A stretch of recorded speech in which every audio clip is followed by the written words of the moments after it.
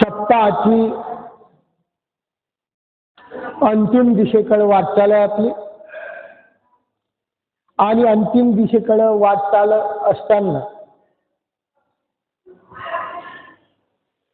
आपण सुद्धा अंतिम दिशेकडे चाललो आहे.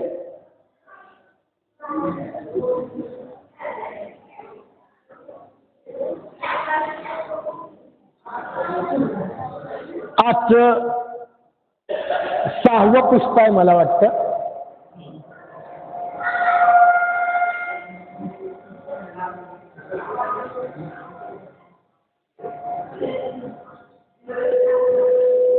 आज नाही म्हणतो माहीत आहे ना.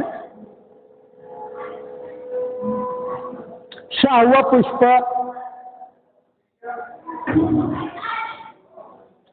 मधले मला वाटतं 3 पुष्प का काय त्यांनी केले का विनोद दादांनी. विषय त्यांचा वेगळा होता.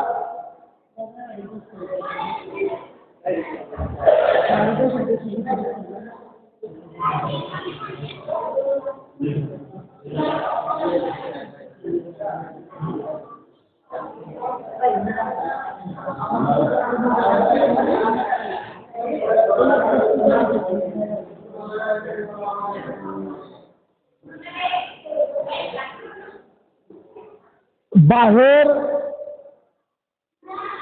जे आहेत त्यांना बोलायचं असलं तर इथं समोर या आणि मी पण ऐकू.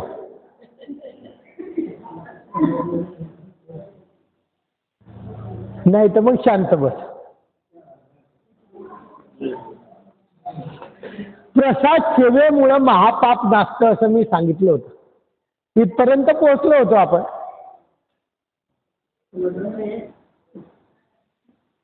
प्रसाद नमस्कार करत असताना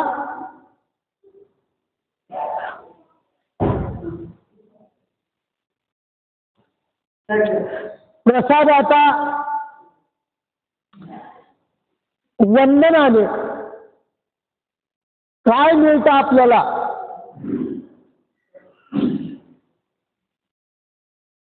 हे आपण आज शिकलेलो आहे.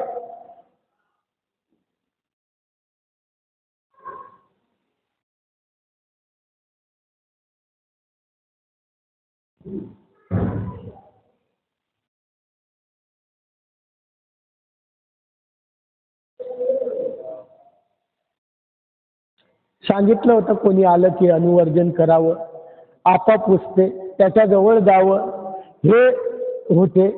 याच्यामुळे काय होते, परमेश्वराची उदासीनता आपल्यावर आहे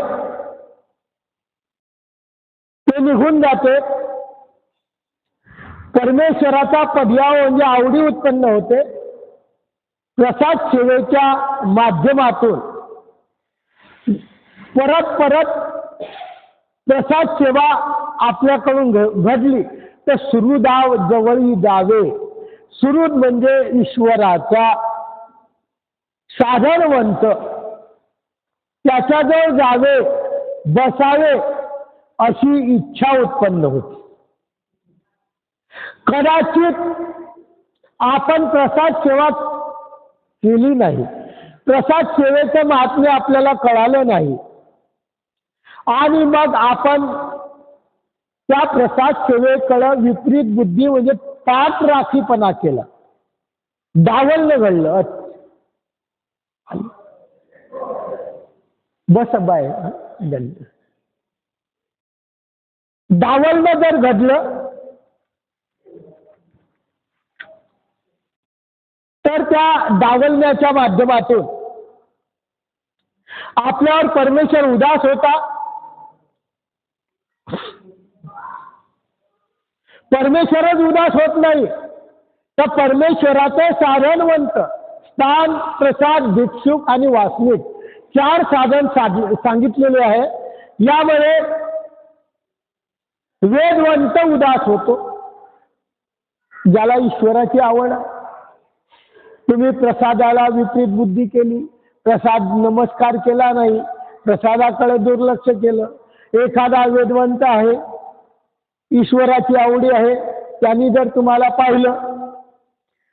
पाहिल्यानंतर त्याला ईश्वराची आवड आहे आणि तुम्ही ते ईश्वराच्या संबंधित असलेलं वंदन केलं नाही, म्हणून तो वेदवंत उदास होतो. हा इथं आला मंदिरात आणि या प्रसाद नमस्कार केला नाही असा एखादा साधा वेदवंत उदास होतो, कधी वेदवंत उदास होतो, कधी अनुसरला उदास होतो. त्यामुळे काय होतं, कधी सन्निधान असलं ईश्वराचं तर प्रेमिया उदास होतो. जशी बऱ्याच वेळा बाईचा उदास व्हायची, बाबा हे तुमच्या जवळ येतात, तुम्हाला दंडक करत नाही, असं कधी कधी बाईचा म्हणायची.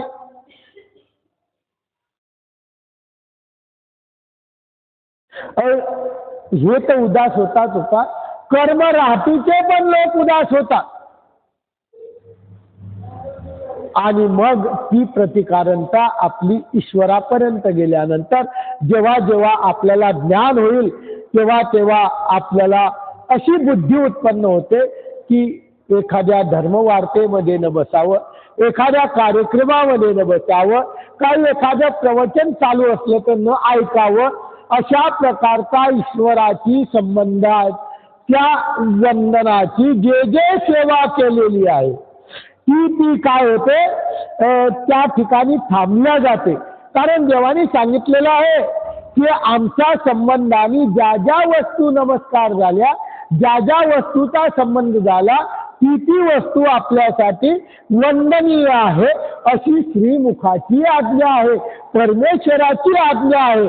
आणि ही आज्ञा जे साधनवंत आहेत, तो वासनिक असो का भिक्षुक असो, प्रत्येकाला ती पाळावी लागणार. जर पाळली तरच तो ईश्वरीचा कोणत्या तरी कॅटेगरी मधला सांगता येईल.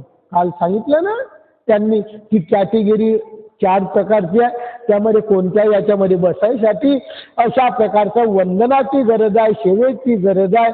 म्हणून स्वामींचा संबंध ज्या ज्या वस्तूला झाला ती वस्तू स्वामींनी ममतापूर्वक आत्मत्व स्वामींचं आहे, प्रसन्नता स्वामींची आहे. त्यामुळे हा विधी दिला. परमेश्वराची जर त्या ठिकाणी प्रसन्नता नसती तर आपल्याला विधी दिला नसता की स्थानवंदन करावं, प्रसाद वंदन करावा, साधूला जाऊन दंडवत करावा, वासनिकाला जाऊन दंडवत करावा.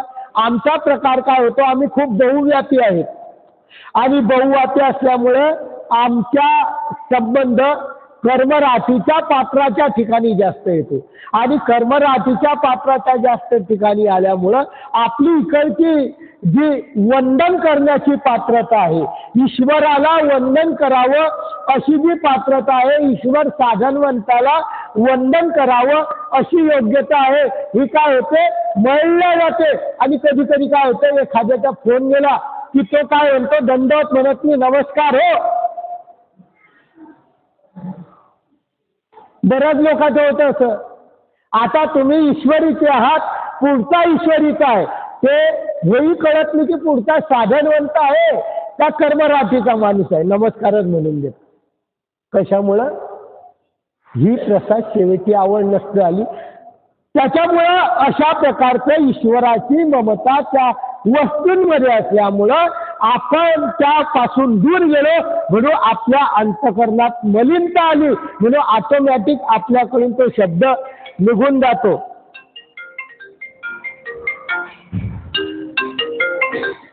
हा हॅलो हॅलो डन बोला. 8 वाजता आहे पण गाडीला या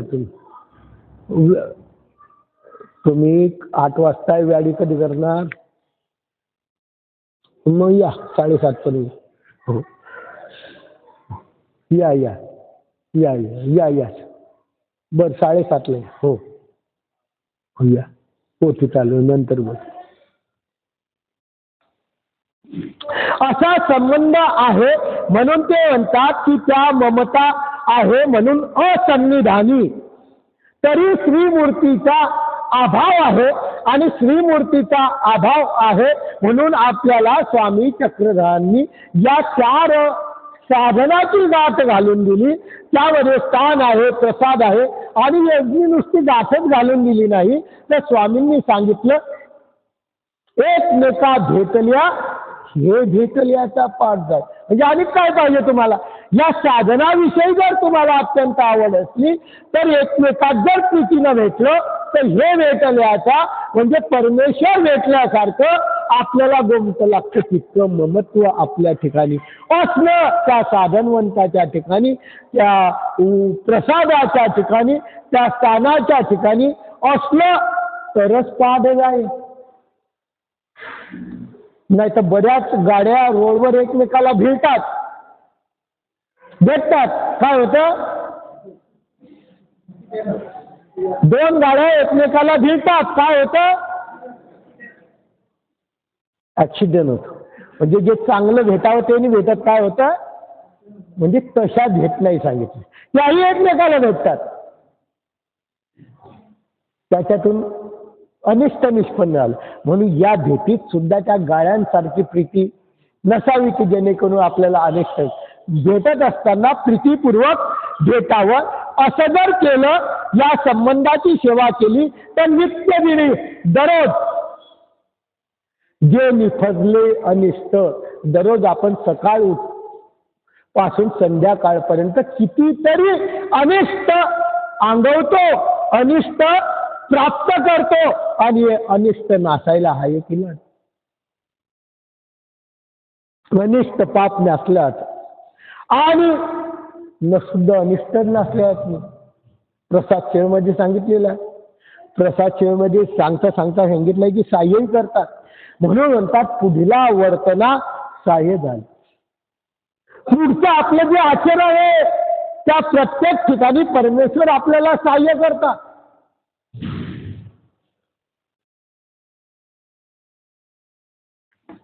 हा निरोप ईश्वराने जेव्हा जेव्हा ज्या ठिकाणी संबंध झाला, ज्या ठिकाणी माया, कृपा आणि प्रसन्नता ज्या ठिकाणी निक्षेपली, जेव्हा संबंध दिला तेव्हा ईश्वराने मायेला जाणून दिलं की तुला हे करावं लागेल, पुढीलाची योग्यता लावावं लागेल, पुढीलाला साह्य करावं लागेल.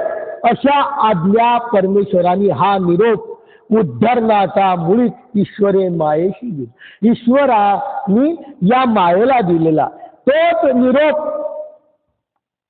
परमेश्वराची प्रत्येक वेळेस सेवेशी पातलेली असलेली पतिव्रता माया, ती माया कोणत्याच प्रकारचा आचारच्या जीवाचा भंग नसता, आचरण करता करता त्याला कोणत्याही प्रकारचा अडथळा आला तर ती माया त्या ठिकाणी उभी ठाकते, त्या ठिकाणी सहाय्य करते.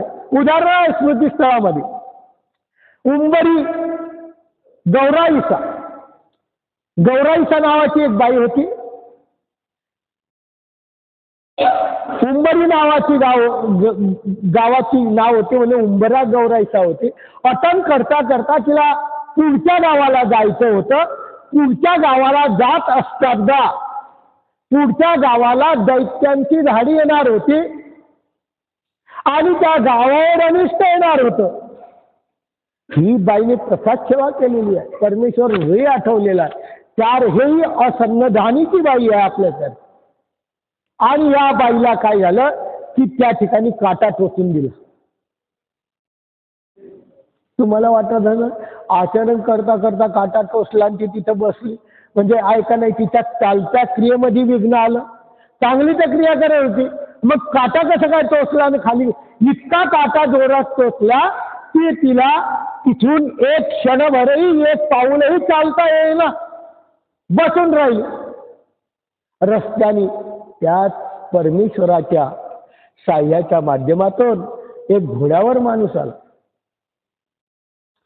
आई कुठे जायचं तुम्हाला? मला या गावाला जायचं. त्या गावाला जाऊ नका तुम्ही, त्या गावाला धाड येणार आहे. तिला सुरक्षित स्थळी पोहोचवण्याचं काम त्या माणसाने केलं. हे जे साह्य वर्तलं ना, हे प्रसाद सेवेच्या माध्यमातून साह्य वर्तलेलं. म्हणून अद्यापही ती माया ज्या ज्या ठिकाणी तुमची प्रीती आहे, प्रेम आहे साधनावर, त्या ठिकाणी साह्य वर्तल्याशिवाय राहणार नाही. ही प्रसाद सेवा. आणि हे परमेश्वराने तिला आज्ञा केलेली आहे.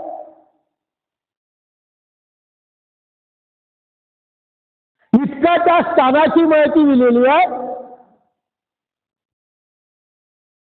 पांचाळेश्वरला आल्यानंतर स्वामी चक्रधांनी चांगदेवट्टल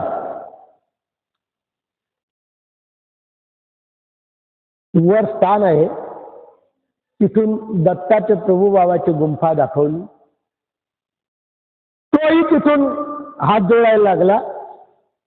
स्वामी म्हणतात, अरे हे दत्तात्रेय प्रभू बाबाचं महास्थान आहे. या ठिकाणी दत्तात्रेय प्रभू बाबा दररोज भोजनाला येतात. आणि तू इथून जा जा तिथं साष्टांग दंडोत घालून त्या ठिकाणी वंदन करायला पाठवलं. अशा माध्यमातून डावलणं घडू द्यायचं नाही. स्थानाची श्रेष्ठता जशीची तशी राखायची असं स्वामी चक्रधांनी सांगितलेलं आहे. ते दत्तात्रेय प्रभू बाबाच्या संबंधाने पवित्र आलं होतं. स्वामी गेल्यानंतर स्वामींचे स्थान आजही उपलब्ध आहे. तोच आचार आपल्याला मिळलेला आहे. त्यामध्ये संबंध झाला, फुटा दिला, तो नमस्काराला सांगितलाय. श्री प्रभू बाबाचा वस्त्राचा संबंध झाला, ते नमस्काराला सांगितलेलं आहे. आणि तो फुटा प्रसाद या मार्गामध्ये असा वंदनासाठी आपल्यापर्यंत आला. आणि त्याच्यामध्ये प्रसन्नता असल्यामुळे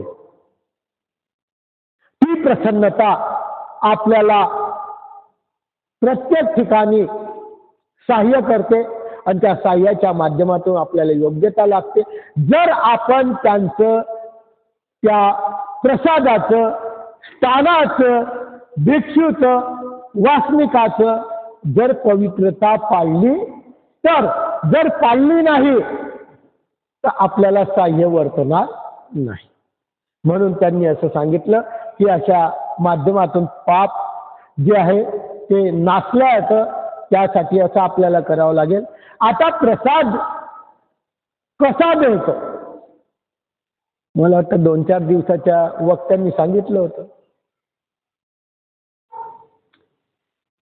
प्रसाद मिळण्याची पद्धत कशी पाहिजे म्हणून ते सांगतात, असंविधानी म्हणजे आपण आहे, आपल्याला देव सोडून गेला म्हणून आपण सर्व असंविधानी. हॅलो हॅलो हा हॅलो. नाही नाही नाही नाही नाही बरं, मी जरा एक अर्ध्या तासाने फोन करतो तुम्हाला. प्रवचन करतो. प्रसाद कसा मिळतो?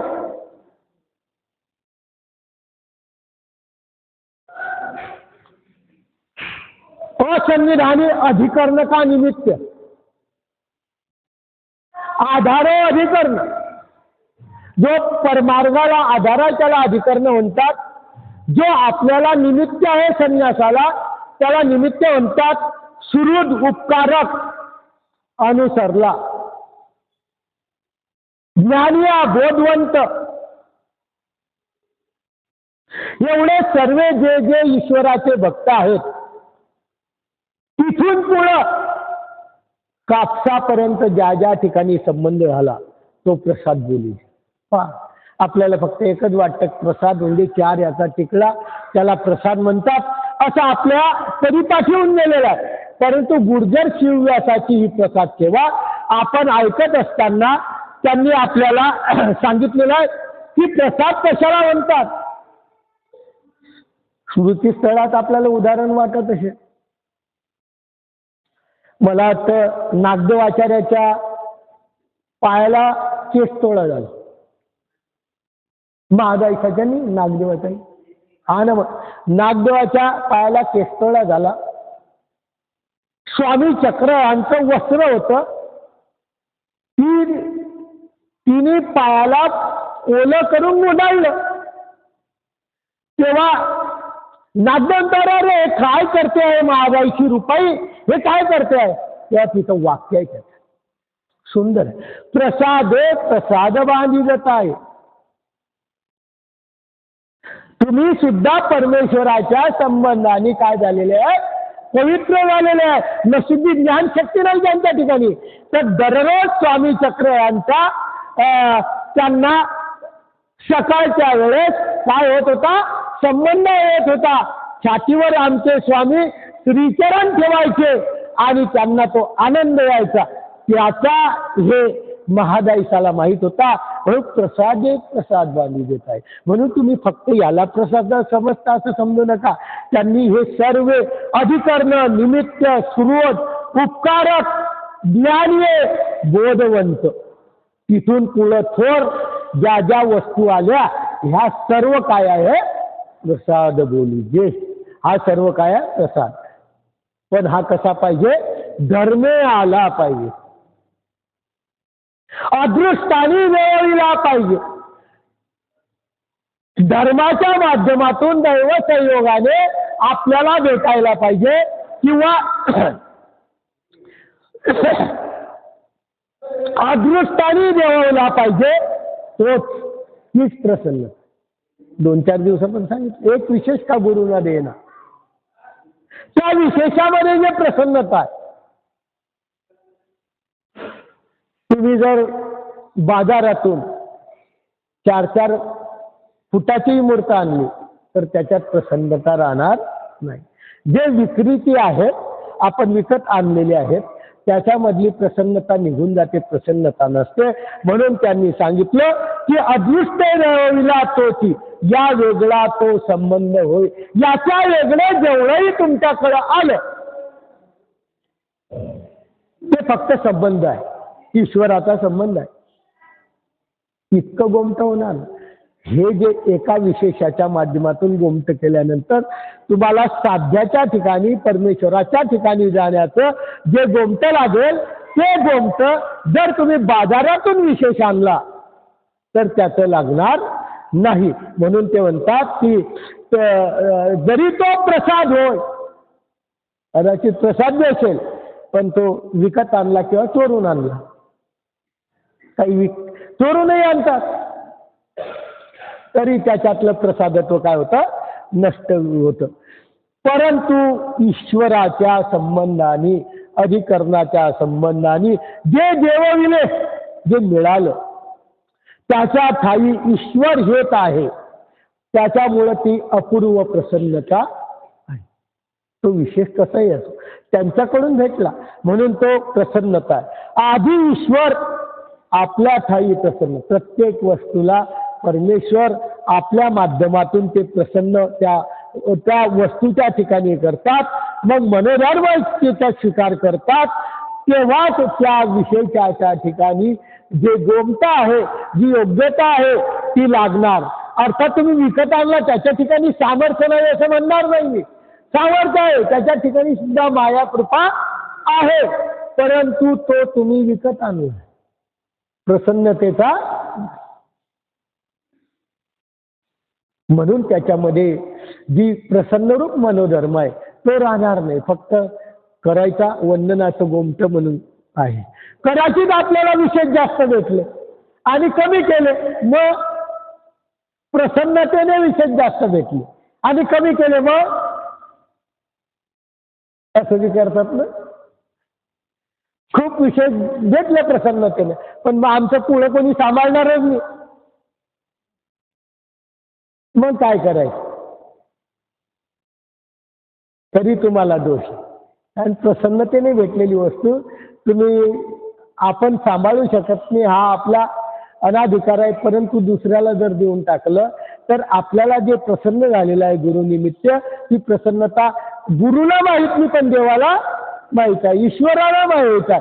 आणि गुरु जरी नसेल परंतु परमेश्वराचं लक्ष सर्व दृष्ट आहे, त्याच्यामुळे परमेश्वर आपल्यावर उदास होतील. म्हणून ते म्हणतात की विद्यावंतापासून जशी विद्या होत असताना जेव्हा एखाद्या देवतेचा विद्यावंत आहे, दृष्टीच्या द्वारे दृष्टीच्या माध्यमातून जेव्हा जेव्हा विद्या होते तेव्हा दोघांची दृष्टी काय लागते, दोघांचा मनोधर्म काय लागतो, समान लागतो, तेव्हाच ते देतात. जेव्हा स्वामी चक्रांत उदाहरण आहे पैठणचं, 3 दिवस वाट पाहावी लागली देवाला,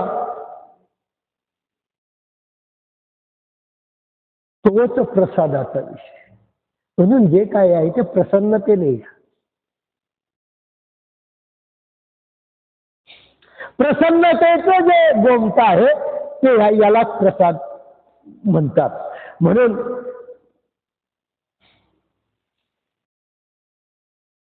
ते म्हणतात प्रसन्नतेचं आहे. याला एखादं उदाहरण, एखादं उदाहरण सांगा याला. मग ते म्हणतात आद्यंती दैव मध्य पुरुष. एक सूत्र आहे देवाचं. प्रत्येक गोष्टीला दैवराटीमध्ये आल्यानंतर, मानवा पंथात प्रत्येक जण आल्यानंतर पहिल्यांदा या ठिकाणी येणं हा परमेश्वराचा कळ. परमेश्वर तुम्हाला इथपर्यंत आणून देतात, तो योग आणून देतात. कुळ आहे आद्य दैव, मध्य पुरुष आणि अंतिम दैव. आता परमेश्वराने जो एखादं सांगायचं तात्पर्य, आपण भुकेलो आहे, आपल्या समोर एखादं ताट आलेलं आहे, योगायोगाने पंचपक्वाचं ताट आलेलं आहे, ते आपल्याला काय करावं लागेल,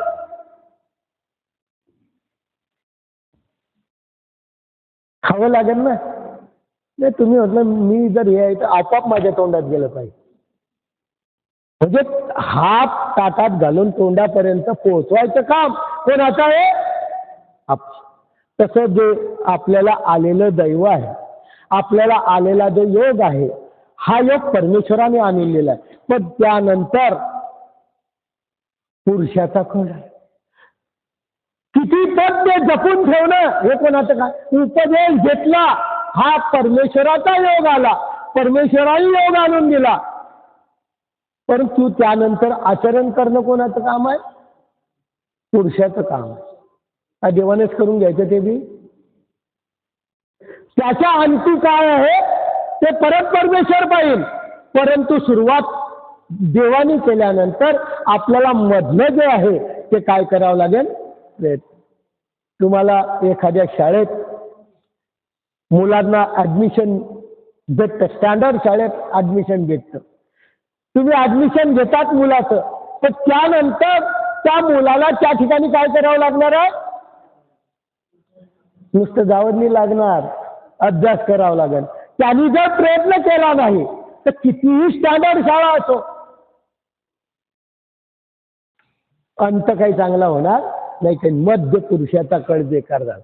तसं धर्मासाठी आहे, हे धर्माचं तत्व आहे. धर्मामध्ये सुद्धा सुरुवात आपल्याला परमेश्वर योग आणून देतात, पण मधला जो पिरियड आहे तो कोणाचा कड आहे, पुरुषाचा कड आहे. आणि तो पुरुषाचा कड आपण करावा.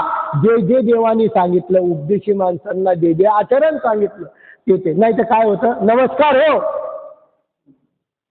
अशी कंडिशन होते. व हे नमस्कार हो म्हणणं म्हणजे आपण धर्मापासून किती लांब गेलो. आपल्या तोंडात कधी काय आलं पाहिजे, तो अन्यही असला पुढचा तर आपल्याला काय घेणार. पुढचा जर तुम्हाला हरिहरी म्हणत असला तर तुम्ही काय म्हणता,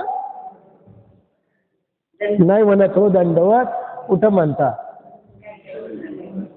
म्हणजे जे म्हणत मी त्यांच्यासाठी त्यांचे किती प्रीती या धर्मावर आहे हे सांगायसाठी यालाच प्रसाद सेवा म्हणतात.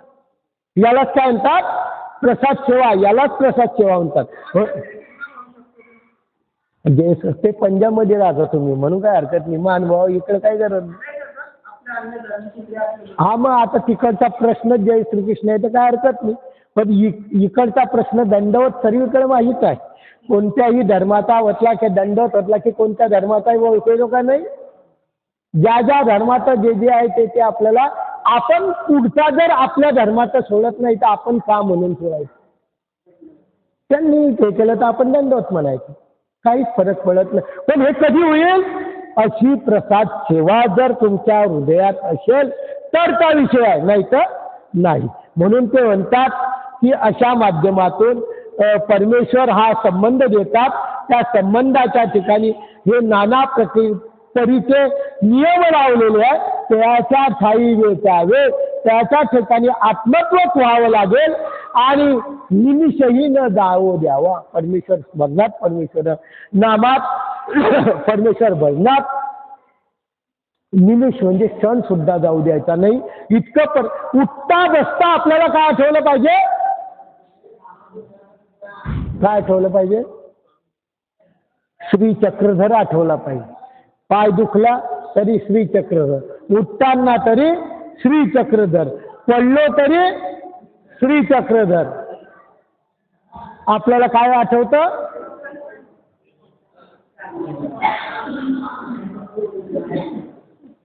तशी आपण प्रसाद सेवेच्या ठिकाणी वेचलोच नाही, म्हणून आठवत नाही. म्हणून ते म्हणतात की अशा माध्यमातून हा परमेश्वराचा उपकार आहे. हा उपकार देहावधीनं विसरावा, मरेपर्यंत विसरायचा नाही. त्याची सेवा पोटपर्यंत करायची, देहावधी. प्रसाद वंदन करायचा जोपर्यंत आपल्या शरीरात जीव आहे तोपर्यंत करायचा. शेवटी कदाचित वयाच्या मानाने या शरीराच्या अक्षमतेने माणूस कोमात जाऊ शकतो. पण आधी केलेला आहे तेव्हा जर नाही आठवलं तर तो भागली. परंतु आपण जर पहिल्यांदाच आठवलं नाही तर आपल्याला जर मरताचा काळ आला तरी आपण देवाचं नाव घेतो, नाही तर पोराचं, आपल्या देवाचं नाव घेतच नाही, पोराचं नाव घेतो, नाही तर आईचं नाव घेतो, नाही तर वडिलाचं. हे आहे निमित्त, ठीक आहे. परंतु आपला जो मेन निमित्त आहे तो सर्वांचा कोण आहे? एक परमेश्वर आहे. म्हणून आपल्या तोंडामध्ये जर हे राहायचं असलं तर आपल्याला देवानी सांगितलेलं आहे की हा उपकार देहावधी विसरायचा नाही, देहावधीपर्यंत ठाकू द्यायचा नाही. आपल्या गुरुचे नाव काय आहे आता ते माहित नसतं. मरायचा टाइम आला तो तर प्रश्नच नाही. तुमच्या गुरुचं नाव काय? कोणीतरी आलते पण मला, म्हणजे तुमची प्रसाद सेवा आहे का ठिकाणावर? काहीच ठिकाणावर नाही. आणि हेच गुर्जर सेवा असं म्हणणं. त्याच्या पलीकडे काय हो? प्रसाद सेवा हीच प्रसाद सेवा आहे. सर्वज्ञ सांगितली आहे. इंद्रिया प्रसाद दिला ना जेव्हा नमस्कारून, तेव्हा स्वामी म्हणतात इंद्रिया तुमच्याकडे देवार आहे, त्याच्यात ठेवा. 3 दिवसानंतर निधळा लावायची. 3 दिवस झाल्यानंतर कपाळाला लावायचं. मधला 2 दिवस जायचं, तिसऱ्या दिवशी एकच जर असेल तर तो एकच होता ना मोठा, म्हणून त्याचे तुकडे झाले तर आता बरेच प्रसाद आहे. म्हणून एक प्रसाद 2 दिवसानंतर तिसऱ्या दिवशी लावायचा. तरी काय होतं? असं जर केलं, जर एकीचा दर्शनीय आहे, एकीचा ईश्वराचा साधनवंत आहे, ईश्वराचा वासनिक आहे, असं जो करेल प्रसाद सेवा 3 दिवसानंतर निधळाला लावेल किंवा मंदिरात येईल, प्रसादवत विशेष, नुसता प्रसादाला प्रसाद म्हणता असेल. मी याच्यात सांगितलं वेदवंत, बोधवंत, अनुसरला हे सर्व काय आहे? प्रसादवतच आहे. यांना ठिकाणी दंडवत करणं कसं? श्रद्धापूर्वक आवडीपूर्वक केलं तर काय होतं? तर ते म्हणतात अशा दर्शनाच्या माध्यमातून अन्य धर्म तेथे आहे तो नष्ट होईल. आपल्या अंतःकरणात अन्य देवतेचे विचार आहे, अन्य धर्माचे विचार आहे. आपल्या याच्यात कुठेही गेलं अन्य धर्माच्या ठिकाणी जावं लागतं.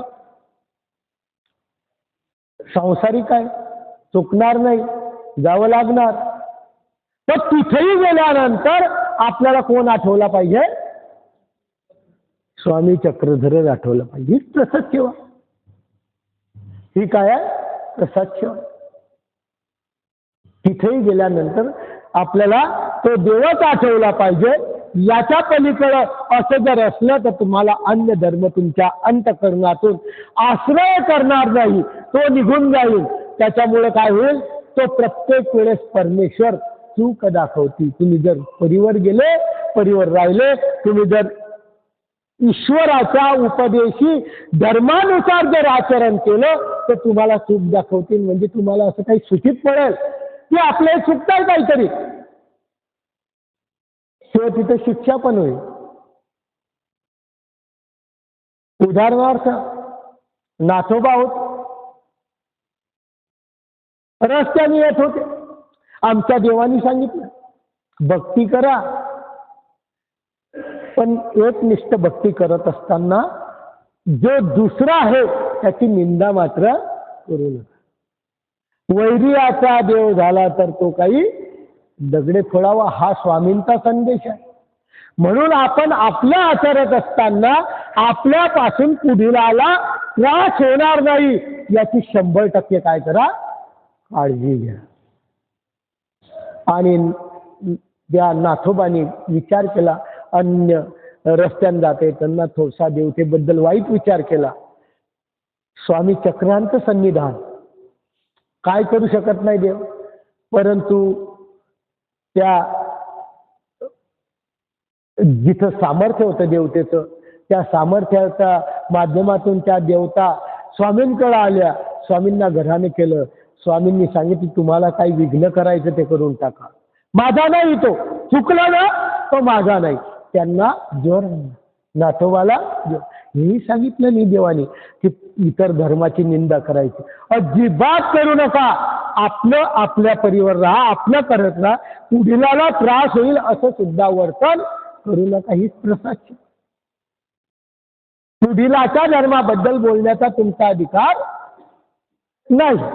तो करतोय त्याच्या पद्धत तर त्याला करू द्या. तुम्ही करताय ना, तुमची पद्धत मात्र सोडू नका. ह्यालाच म्हणतात प्रसाद सेवा. म्हणून ते म्हणतात की अशा माध्यमातून आपल्या ठाई काही, म्हणून ते म्हणतात की तयाशी स्मरण क्रिया, असं जर आचरण केलं तर त्याच्या तोंडामध्ये आपोआप स्मरण, परमेश्वराचं स्मरण, नामस्मरण त्याच्या तोंडात आपोआप येईल. त्याला काही गरज पडणार नाही. नागडे वाच्यासारखं स्वामी निघून गेले, प्रत्येक गावाला भिक्षा मागायला लागले, काय म्हणायला लागले, श्री चक्रधर म्हणायला लागले. काही गरज पडली नाही, आपोआपच येऊन गेलं. तसं तुम्ही त्या पद्धतीचे होणार नाही, पण त्याच्या पायाच्या धुळीची तर तुम्ही बराबरी करा, त्याच्या पायाच्या रजाची तर तुम्ही बराबरी करा. तुमच्या हृदयात नक्कीच देव असेल. म्हणून त्यांनी म्हटलं त्याची स्मरण क्रिया चांगली होईल, एरवी नाही. दया स्मरण तयाशी ते सकळ साधनाचे गुण. ज्याच्याजवळ परमेश्वराच्या साधनाचं स्मरण, ज्या ठिकाणी स्थानवंदन करायला जातात त्या स्थानाचं स्मरण झालं पाहिजे, त्या स्थानाची लीला झाली पाहिजे. असं जर केलं, त्या साधनाचे गुण जर उमटले तर आपला प्रसाद ऐशी चाड उत्पन्नली. खरोखर ते आपल्याला खरोखर त्या प्रसादाची चाड आवड असं समजून घ्या. वंदन केलं स्थान हुलकी करण्यासारखं.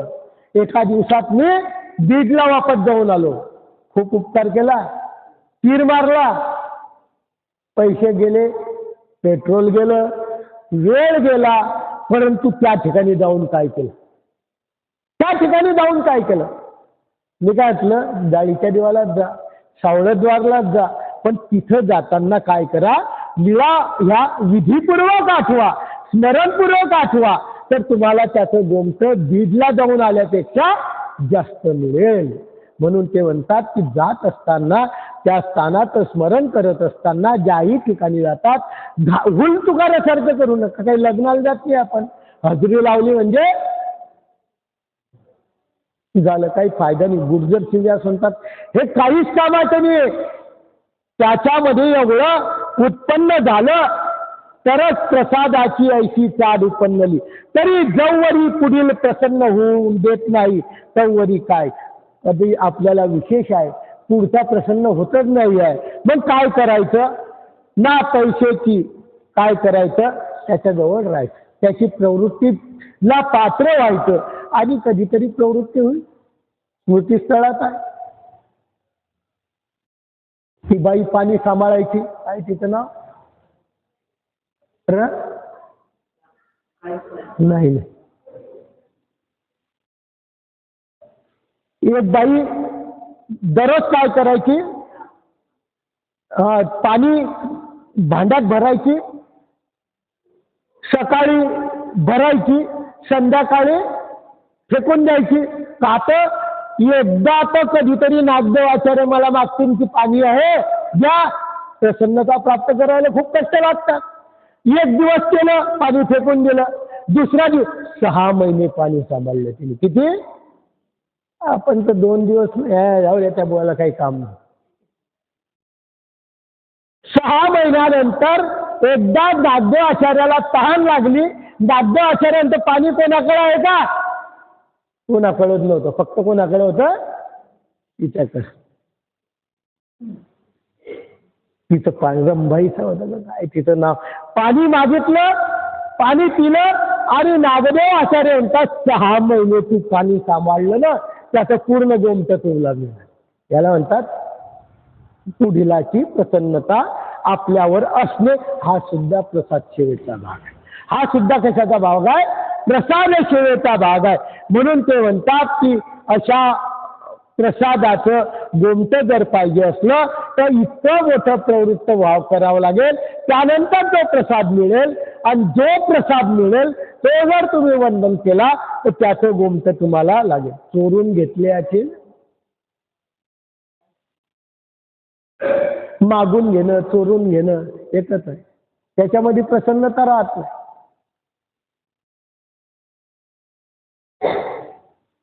जर असं केलं तर काय होईल? शतसंभवी कपाळाची प्रमाद पडे. असं जर केलं, तुम्ही चोरून आणला, विकत आणला, त्याच्यामध्ये काय पडेल? प्रसाद कपाळी पडेल.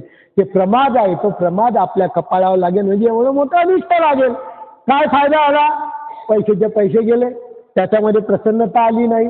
म्हणून जे भेटलं ना प्रसन्नतेने तेच शेवटपर्यंत वंदन करा. त्याच्यामध्ये जे गोमट लागणार आहे ते गोमट शेवटपर्यंत राहील.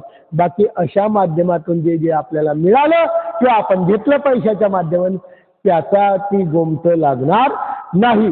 आणि शेवटी काय होईल? असं करता करता आपल्याला नित्य नरक होतील. दैवराटी 2 प्रकारची आहे. शास्त्र बी आहे, शस्त्र बी आहे. शास्त्राच्या माध्यमातून ज्ञान होतं, शस्त्राच्या माध्यमातून शास्त्राचं जर शस्त्र केलं तर काय होतं? नित्य नरक होतात. म्हणून त्यांनी सांगितलं भांडून घ्यायचं नाही, विकत घ्यायचं नाही. अशाने ईश्वर प्रसन्न होत नाही. केवळ जीवालाच ते फायदा झाला, बाकी त्या प्रसादाच्या माध्यमातून काही अर्थ राहिला नाही. म्हणून बोध जो आहे तो ईश्वर देतात आणि त्या माध्यमातून आपण त्याच्या परीला अनुसरून जे जे करू, आचरण जे होईल 100% आपण आचरण करू शकत नाही.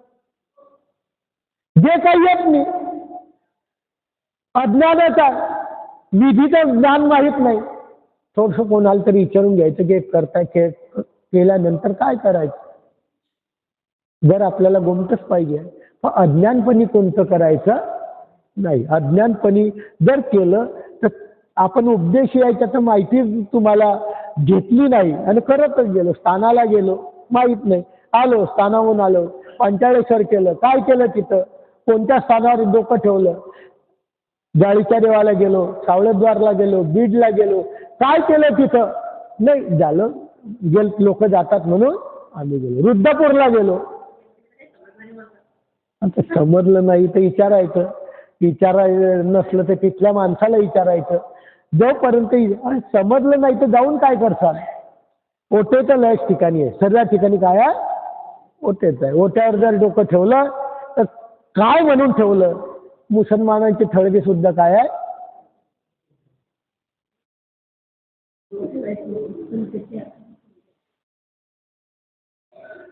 त्याचं महात्म्य करायला पाहिजे ना. त्या ओट्यावर स्वामींनी काय केलं? संबंध झाला ती लीळा हृदयात आठवणं अत्यंत गरजेचं आहे. ती हृदयात आठवून नमस्कारणं अत्यंत गरजेचं आहे. प्रसाद सेवा कशाला म्हणतात मग? यालाच म्हणतात. परंतु ईश्वराचा हेतू नाही, आचरण्याचा हेतू नाही, स्वभावाला मात्र देण्याचा येत नाही, कोणाचा ऐकून घेण्याचा येत नाही. चांगला माणूस सांगतही असलं तर ऐकत नाही.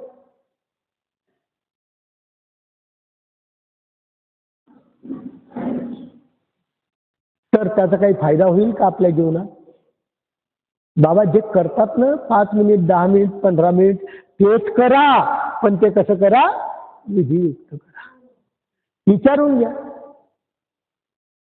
प्रसाद सोडलेला राहतो, नाही बुवा त्रास होतो, उभ्या उभ्याच करतो. कुठं लिहिलेलं आहे असं? प्रसाद उभं राहून करावा त्याचे अवेल नाही. खुर्ची घ्या, स्टूल घ्या, पण कसा करा? बसूनच करा. जर तुम्हाला त्या प्रसाद सेवेचे माहिती पाहिजे असली, प्रसन्नता पाहिजे असली, तर ते विधीपूर्वक करावं लागेल.